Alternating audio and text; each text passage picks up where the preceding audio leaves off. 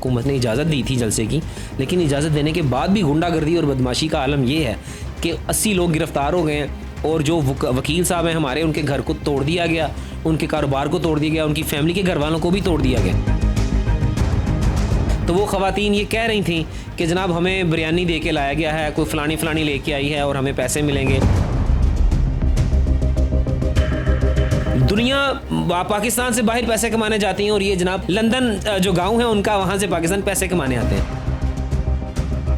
आपको इतना बड़ा जलसा खुद करवाया गया और छोटी सी जलसी भी नहीं आपने पीटीयू करने दी। ज़िंदगी में पहली दफ़ा ये देखा गया है कि कोई हुकूमत आई है और उसने अपने आप को ही एनआरओ दिया है।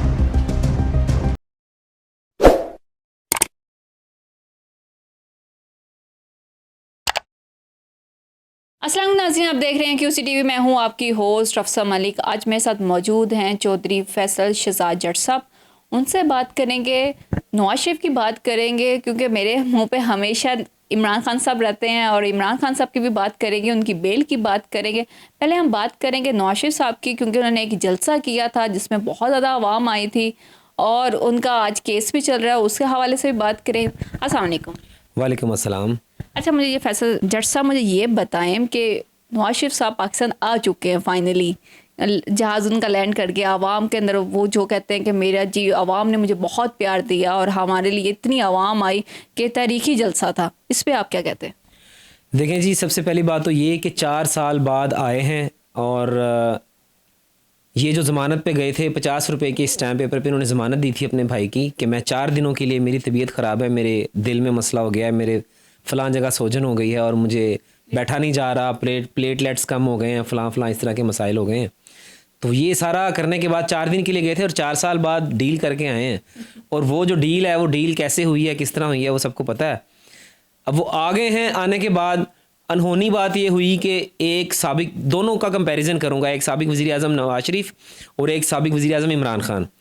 इमरान खान को लगती हैं गोलियां और वो ज़ख्मी व्हील चेयर पर बैठे होते हैं। इस्लामाबाद हाई कोर्ट का आता है फ़ैसला कि भाई इमरान खान खुद पेश होगा, थंब अपना वेरिफिकेशन कराएगा जो बायोमेट्रिक होती है, फिर उसकी ज़मानत होगी।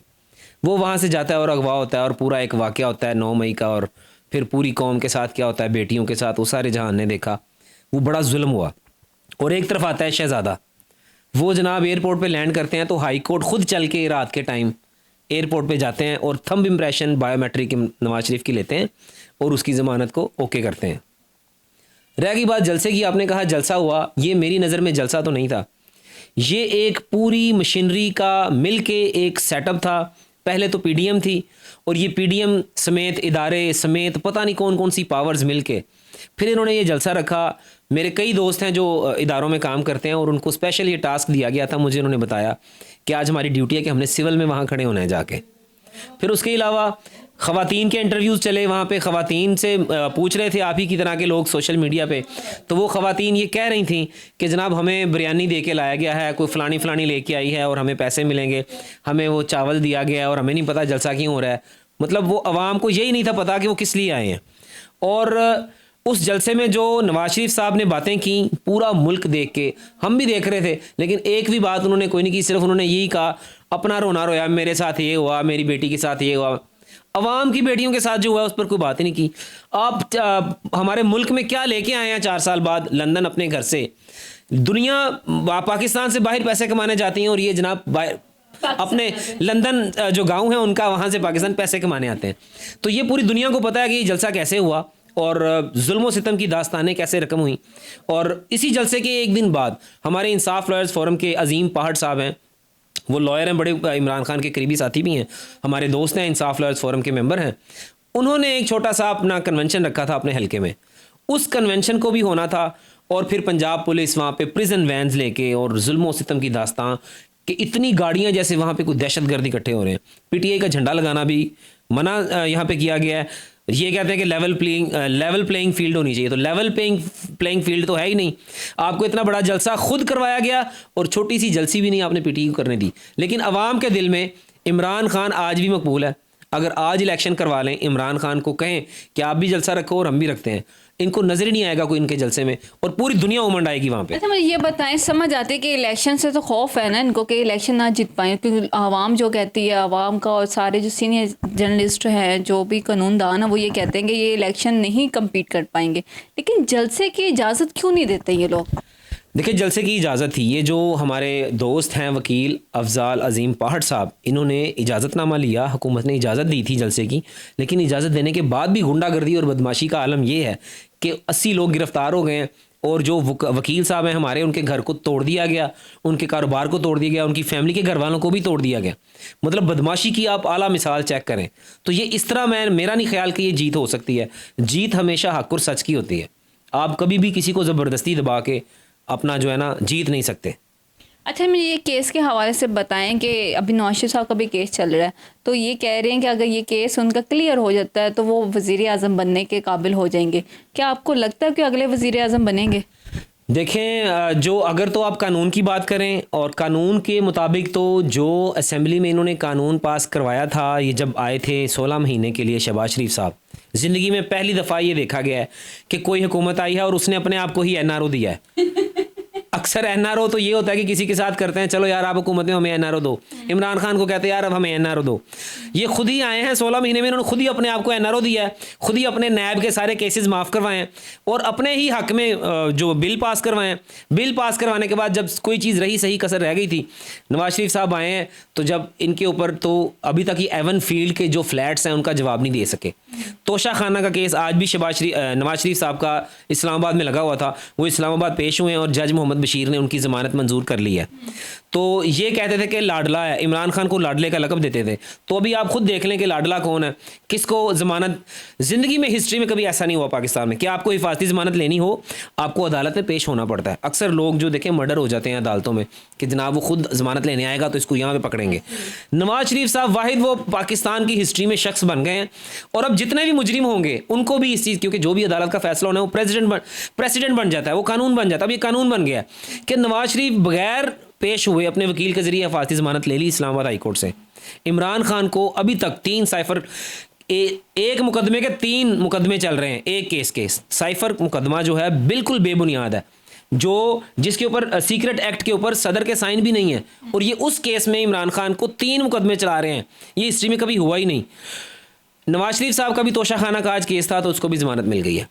इमरान खान को एक घड़ी पे इन्होंने अंदर किया। मैं कहता हूँ नवाज शरीफ की 13 घड़ियाँ हैं, जरदारी की 12 घड़ियाँ हैं, नवाज शरीफ की कोई 15 से ज़्यादा गाड़ियाँ हैं, और इनके पता नहीं कितनी कितनी चीज़ें हैं। तो इनको भी अंदर होना चाहिए, या इमरान खान को भी बाहर निकालें। आपने ये कहा कि इमरान खान को बाहर होना चाहिए क्योंकि इनकी 13 घड़ियाँ अगर नहीं पकड़ी गई तो इमरान खान की एक घड़ी का इतना शोर क्यों है? लेकिन मुझे ये बताएं कि मरियम नवाज़ जो है वो इतना करती हैं कि मेरे बाबा पे जुल्म हुआ, और अभी तो पीपल्स पार्टी की इनके आपस में शुरू हो गई है। पहले PDM हुकूमत के साथ ये थे, अब ये किसके साथ फटा करके और किसके साथ आपको लगता है आएंगे? ये सिर्फ एक टोपी ड्रामा है, पूरी कौम जान गई है। पहले 75 सालों में अवाम की आंखें नहीं खुली थी, अब अवाम की आंखें खुल गई हैं। ये PDM में सारे इकट्ठे बैठे हुए थे, इमरान खान की कही हुई एक एक बात सच हो रही है। इमरान खान का ये कहना था कि ये नवाज शरीफ तभी मैच खेलता है जब अंपायर अपना खड़ा करता है। तो अंपायर अल्हम्दुलिल्लाह तो नवाज शरीफ के साथ हैं, सारी चीज़ें इदारे उसके साथ हैं, वो एक लाडले को लेके आए हैं, तो उसी की तरफ जा रहे हैं। लेकिन मैं ये समझता हूँ कि ये इंसाफ की बात नहीं है। पाकिस्तानी कौम है, इसका हक है कि ये जिसको इनकी राय के मुताबिक हुकूमत बने, क्योंकि पाकिस्तान का आईन ये कहता है कि जो ताकत का सरचश्मा है, वैसे तो अल्लाह है, लेकिन ताकत का सरचश्मा जो है अवाम होती है कि वो वोट के ज़रिए अपनी हुकूमत को इलेक्ट करते हैं। तो यहाँ पे ऐसा होता नज़र नहीं आ रहा। तो ये वन साइडेड चीज़ है। दुबई में फैसले हुए, लंदन प्लान बना, और ये सारी चीज़ें वहाँ पे सेटल हुई, उसी के मुताबिक चलते आ रहे हैं। PDM में सारे इकट्ठे हो गए, सब इमरान खान के ख़िलाफ़ खड़े हो गए। वो कहते हैं ना, वो आपने सुना होगा कि जब भी हज़रत अली का कौल है कि अगर आपने देखना होगा कि बंदा सच्चा या झूठा, ये देख लें कि सारे किस साइड पे खड़े हैं। तो सारे एक तरफ खड़े हुए थे, इमरान खान अकेला खड़ा हुआ था। और मैं इमरान खान को भी खराज तहसीन पेश करता हूँ कि उसने पूरी कौम को सिखा दिया है। असल में टीचर और प्रोफेसर है वो, कि उसने जो हमें सिखाया, पूरी पाकिस्तान कौम को सिखाया कि नीयत और कोशिश इंसान के हाथ में होती है, कामयाबी अल्लाह देता है, डटे रहो, इंसान हारता तब है जब हार मान लेता है। ये इमरान खान साहब की कोटेशंस हैं जो हम कोट करते हैं अक्सर। मेरे भी स्टूडेंट्स हैं, मैं उनको भी बताता हूँ। तो आज इमरान खान ने साबित किया है, उसने डील नहीं की। वो चाहता डील करके आराम से अपनी ज़िंदगी लंदन में गुजारता, फिर बाद में इलेक्शन में आ जाता, लेकिन उसने डील नहीं की। उसने अपने वर्ड जो उसने बोले हुए हैं उनको सच करके दिखाया कि जेल को फेस कर रहा है।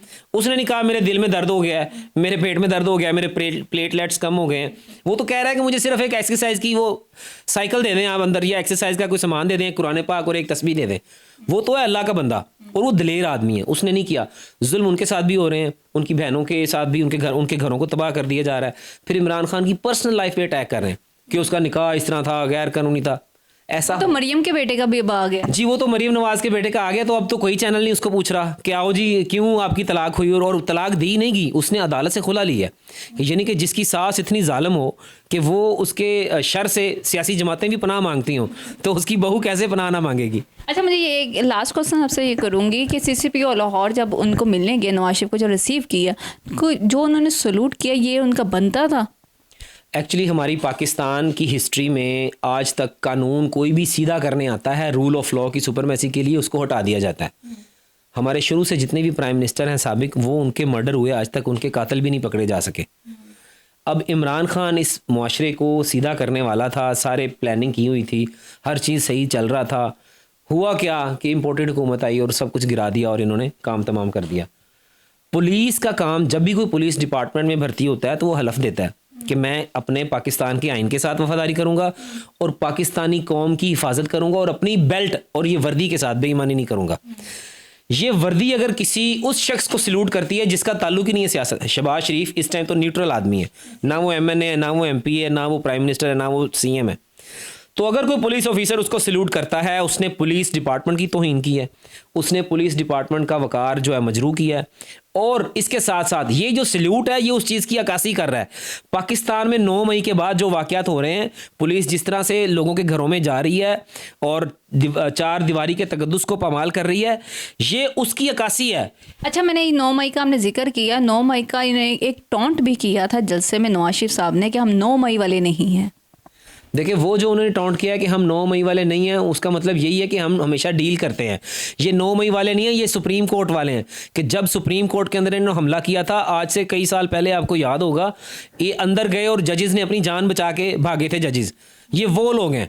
ये तो मॉडल टाउन का वाकया हुआ जिसमें 14 लोग कत्ल हुए, मारे गए, ये तो वो लोग हैं मॉडल। ये तो सिर्फ करके दिखा देते हैं और फिर धड़ल्ले से कहते हैं। इन्होंने पाकिस्तान फ़ौज के ऊपर इल्ज़ाम लगाया, इन्होंने कहा कि जो इंडिया में हमला हुआ, जो इंडिया में वाकयात हुए, उसकी जिम्मेदार पाक फ़ौज है।